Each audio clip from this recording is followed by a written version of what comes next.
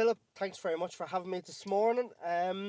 Things are going really well. You're following up. You had a tremendous season last season, and you've kept that going, haven't you? 31 winners on the board. A winner yesterday in Punchestown.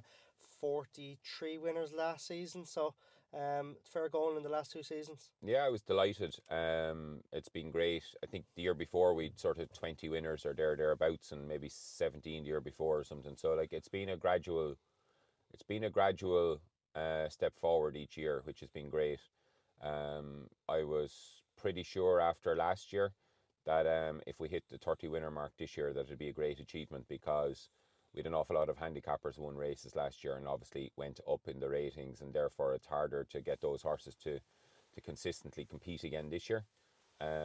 Obviously, Tiernan has been a big asset with his £7 claim, which is now down to five.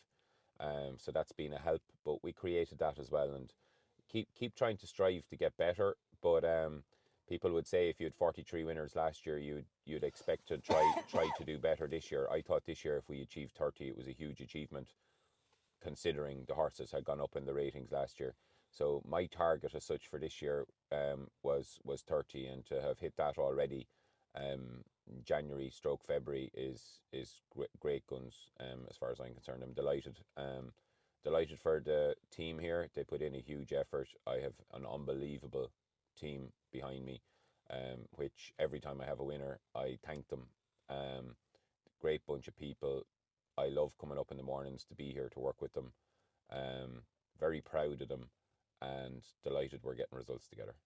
Going back to last season with hitting the 43 winners, what do you put that success down to in being able to double the number from the season before? We were building year to year a bundle of horses. So you build a team of horses as well as a team of people. And I guess I started 20 odd years ago and got going quite well quite quickly.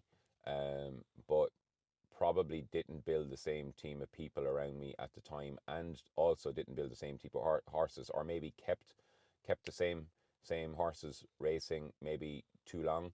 Now we're happy that when we feel that we've got to a pinnacle or a peak with the horses that we have, that we're ready to sell them. And I'm very, very happy to sell horses that'll go on and win plenty more races for other people.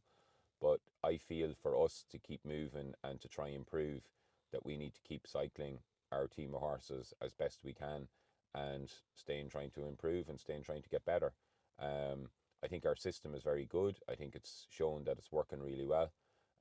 So I don't want to muck with that at all. I want to try keep the team of people that I have around me because they're incredibly good. And then we need to keep building the team of horses to try and make it better and better and better. And it's up to me to do that, so as I can support the people around me and support our owners as best I possibly can. I'm sure people won't disagree with me in saying that there's now a top table of four trainers that have kind of broke away from everybody else, being Willie Mullins, Gordon Elliott, Gavin Cromwell, and Henry de Bromhead. And is that important for you to try and set your sight of maybe being the having the most winners of the rest? Maybe would you say? Yeah, like I don't necessarily. I remember one of the girls saying to me here, I came home with three horses in a bunch that I bought maybe a year ago, and one of the lads said to me, "There are three handicappers again. You've no ambition, if you're going to stay training that level of horse." And all three horses have won races for me, so I would have seen that that was hugely ambitious. And all I want to do is train winners, give my owners good value, and build a good relationship and good rapport with the people that are supporting me. I've learned this over the years, that through the bad times, the people that I had built up a very good rapport with and that trust me and that would feel that I'd be very honest, um, and that they'd respect that, those people have sort of stood behind me. And now we've built a team of owners who are extremely loyal and very good to me, and that means a huge amount to me. So I don't necessarily need to kick on to buy the very expensive horses to be able to compete at that top table, as you'd call it. I'm very happy in my own skin where I'm at. I would love a Grade 1 winner in Cheltenham again. That's the one thing that I would absolutely die for. I've had obviously a Cheltenham Festival winner before, but to have a Grade 1 winner in Cheltenham would be the be all and end all for me. So I do have huge amount of ambition, but I just don't need the big numbers. I don't need 200 horses. I don't need the pressure of buying the extraordinarily expensive horses all the time. I'm very happy training winners. I love the fact that we had 43 winners last year, and I'd imagine 35 times I had owners on the owners rostrum collecting their prize and really enjoying the day at the races. And I enjoy being part of that. And I think jumps racing at the moment is a very special place to be. And I think the amount of enjoyment people are getting out of it is incredible. And yesterday, even in Punchestown, a good few members of our Fairwood Stable Syndicate were at the races. They got a huge amount of enjoyment out of it. And then Brian and Claire, good friends of mine who are involved, their two kids were there as well on the podium collecting their prize and cheering on their horse. And that means a huge amount to me, and I think it's very, very important. And I think there's a lot of that in jumps racing at the moment. Families really enjoying racing, whether it be the older generation or younger generations. And I think I think that puts jumps racing in a very healthy, very good place going forward. And I'm just very fortunate to be part of it. There's so many point to pointers that it can be bought cheap, up to the expensive ones that become to be stars. But do you find that it's kind of become a little bit like the Premier League football in terms of if you don't have the owners with the big money, it's hard to find those stars? Okay, naturally, it's easier to come across stars if you are spending astronomical amounts of money a number of times. Of course, it's easier to find stars, but it doesn't guarantee success. And that's the beauty of jumps racing. No matter how much money somebody puts towards a horse, it doesn't guarantee success. And we've seen that on a number of occasions this year. What the beauty of the whole thing is, we spoke about earlier, Constitution Hill was second in his point to point. He wasn't astronomical money. There was a number of horses. Emmett Mullins' horse that won a national, he was second in his point to point. There is loads of value to be got out of point to points now. There's so many people invested in it, and there's so many horses for sale through the point to points. They don't have to be all the expensive ones. And how many times have we seen the horse that finishes third in a maiden turn out to be the good horse? Loads. The young horses that are running, even though people are doing their best for you and giving you a guide on what they feel is good or bad or indifferent, at the end of the day, we don't really know. That one horse that's going to stay improving, nobody knows what that horse actually is.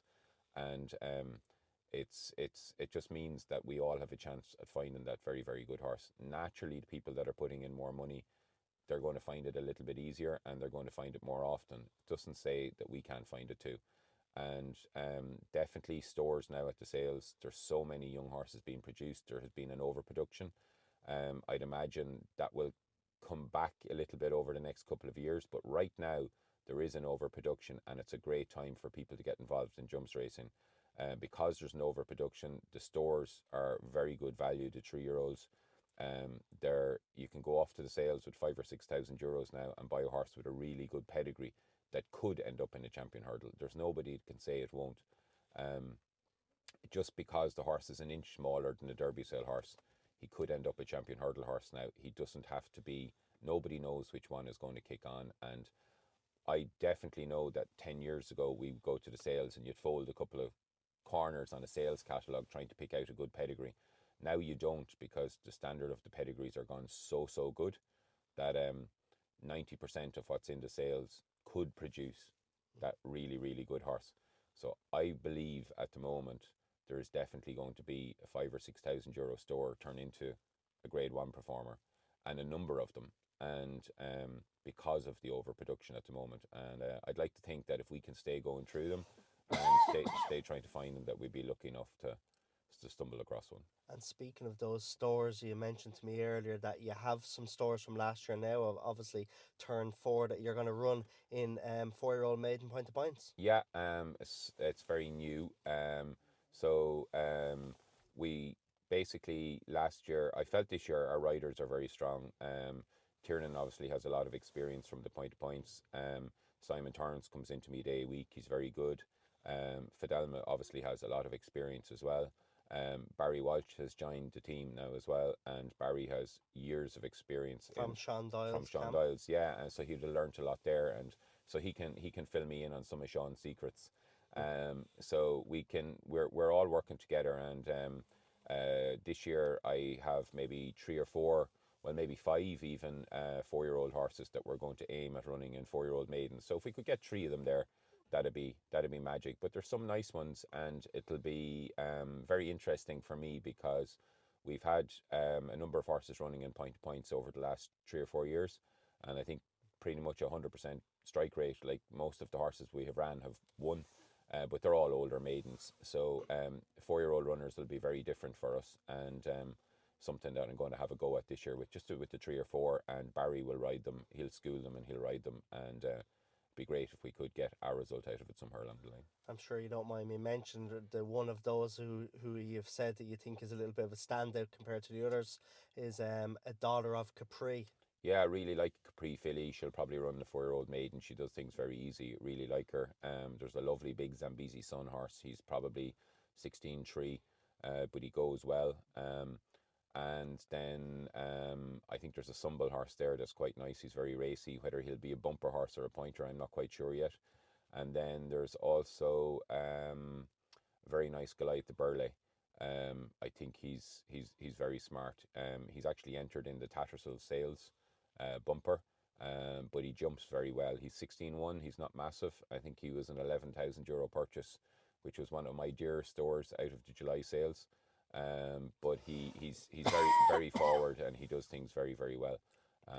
So he could end up running in a 4-year-old maiden, and then maybe head on to the Tattersall sales race as well. I hope to see you in Cheltenham next month. I'd like to think that we'd get over anyway to see what's going on. Might get to the sales in February this time. I Two think weeks it's on Friday. yeah, it's getting to an interesting time of the year with the point to pointers. There's that crossover between 4-year-olds and 5-year-olds. Obviously, my shopping basket is smaller and budget is a little bit smaller than a lot of other people, so I have to look at the placed maybe 4-year-olds or placed 5-year-olds at the moment. But as I say, I think there's a huge amount of opportunity there. It's been very good to me over the last 2 or 3 years.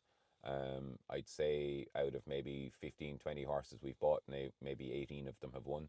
And I think injury stopped maybe another one. So so in general, we're doing very well with them, and they've really helped me increase our number of winners around the place. So we'll definitely shop through the placed 4-year-olds and placed 5-year-old pointers between now and May. Bought three of them in the last 6 weeks, two of them last weekend again, one very small money and one a little bit more. And hopefully they'll be lucky for us and continue to be lucky for us. Owners have been great to support me trying to buy these horses, and onwards and upwards, hopefully. Good. Well, Philip, thanks very much for having me this morning, and very best of luck for the rest of the season. Hopefully, you can pass last year's tally of 43 winners, which I know you're a little bit